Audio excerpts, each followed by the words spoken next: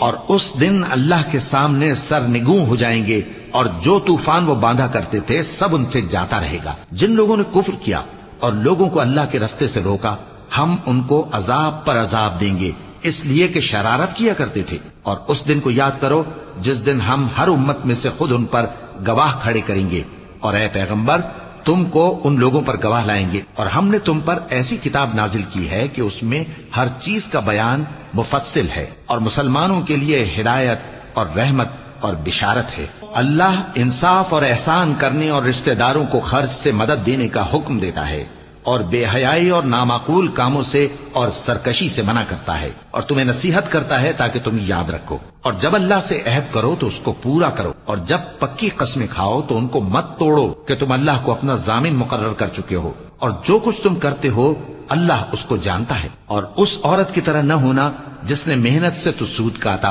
پھر اس کو توڑ کر ٹکڑے ٹکڑے کر ڈالا، کہ تم اپنی قسموں کو آپس میں اس بات کا ذریعہ بنانے لگو کہ ایک گروہ دوسرے گروہ سے زیادہ غالب رہے۔ بات یہ ہے کہ اللہ تمہیں اس سے آزماتا ہے، اور جن باتوں میں تم اختلاف کرتے ہو قیامت کے دن اس کی حقیقت تم پر ظاہر کر دے گا۔ اور اگر اللہ چاہتا تو تم سب کو ایک ہی جماعت بنا دیتا، لیکن وہ جسے چاہتا ہے گمراہ رہنے دیتا ہے اور جسے چاہتا ہے ہدایت دیتا ہے۔ اور جو عمل تم کرتے ہو اس دن ان کے بارے میں تم سے ضرور پوچھا جائے گا۔ اور اپنی قسموں کو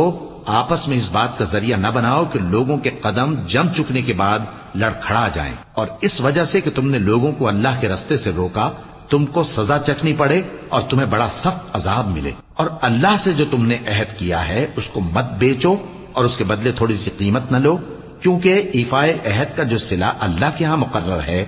وہ اگر سمجھو تو تمہارے لیے بہتر ہے۔ جو کچھ تمہارے پاس ہے وہ ختم ہو جاتا ہے، اور جو اللہ کے پاس ہے وہ باقی ہے کہ کبھی ختم نہیں ہوگا۔ اور جن لوگوں نے صبر کیا